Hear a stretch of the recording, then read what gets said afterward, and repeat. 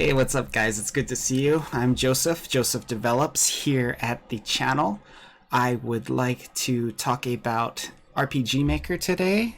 So today is going to be the 5 points in defense of RPG Maker. Let's go! Bow!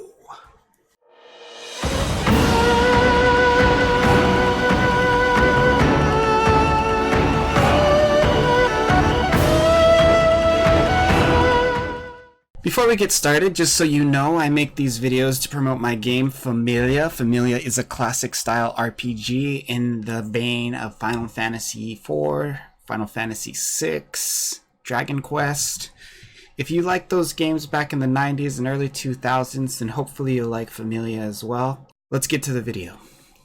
So, I've been in the RPG community for about 6 months now, the RPG Maker community, and what I've noticed is a lot of people think that RPG Maker games are inherently kind of bad, or if they're talking about an RPG Maker game, they'll say, oh, well, this is pretty good for an RPG Maker game. Like RPG Maker games are not supposed to be inherently good.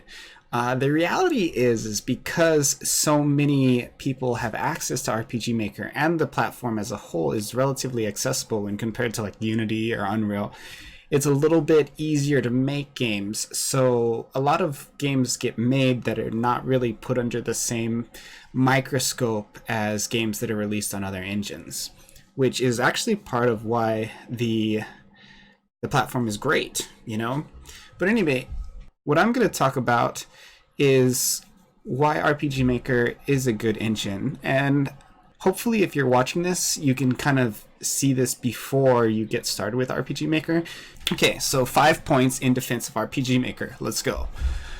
RPG Maker is a great place to start. As I mentioned, it's a very approachable platform, so if you want to get started with RPG Maker, it doesn't really take that much time. A lot of people will find it difficult, but it's, in my opinion, quite a bit easier than other platforms that you would use to create games, like Unreal and Unity. They do come with constraints. The games you make do come with constraints. These constraints can be the very aspect of the engine that helps your game to be awesome, though. So, you know, lean into those constraints. 2 of the hardest ongoing decisions occurring while making a game are what features to include and what features to not include. And RPG Maker kind of makes that decision for you because you can't have a lot of the features that you can on other engines. Number 2, RPG Maker makes a specific style of game. While it's possible to create some really crazy stuff with RPG Maker, most of its games follow a very specific and general retro aesthetic and play style. This is a good thing. Please don't use RPG Maker to try and create the next big shooter. So what I'm saying is if you lean into that RPG Maker aesthetic, you're going to have a lot more of a better time making the games than if you try to do something that the game engine had never intended to be used for. It seems kind of intuitive, but you would be surprised what I see, the types of games that people are trying to make with RPG Maker. And of course this works in balance. Like, you can always stretch the engine a little bit. I very much have if you play Familia. It's not a standard RPG Maker game, but I still think that I'm leaning into the core features that the engine has to offer. Speaking of leaning into the core features that the engine has to offer, number 3 reason in defense of RPG Maker is that it works well if you lean into the RPG Maker's core features. So what I'm saying here is that you really want to try and push the game to be as much like RPG Maker as you can. There's tons of plugins online, which is one of the greatest advantages of the engine.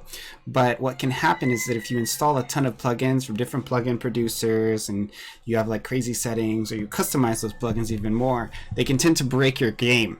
So what I would recommend is, at least at first, try to use as little plugins as you possibly can. And if you can do that, you're going to find your game is going to break a lot less.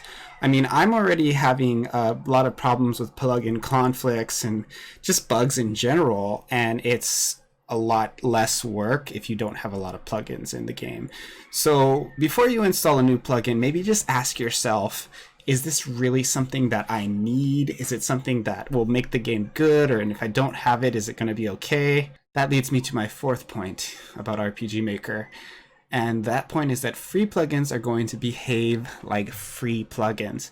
So if you're going to use a bunch of free plugins, you're using something that someone did for fun and posted for fun.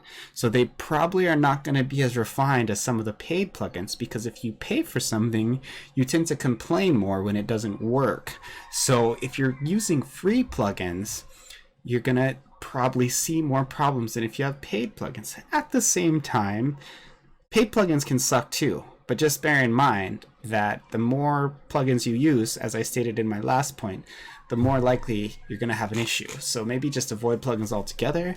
My fifth and final point is that usually unique features require unique programming. So if you're going to make your game behave in a way that is just like totally out of the box, you're probably going to have to learn a little bit of JavaScript. Be reasonable. If you don't know how to program, you're not going to be able to have the same level of capability as somebody who does. This is just a reality.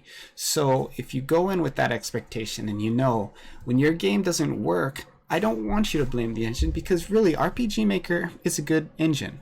In closing, I hope you got the idea. RPG Maker is a great engine, and it's a good engine. It shouldn't be talked crap about, especially by people who make games on it.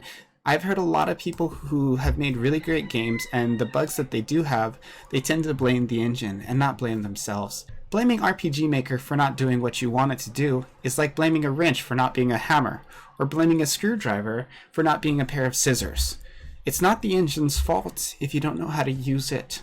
Thanks for watching the video. I'll be posting more videos on a weekly basis for now. You can watch me on Discord and Twitch. Of course, make sure you're subscribed to this channel. If you're not, what are you doing? And if you hate this video, please put the thumbs down on it. If you like it, do the thumbs up. But whatever you do, don't leave here without engaging the video. My name is Joseph Abraham. Check out my game on Steam. I'll check you later. Bye. Yee.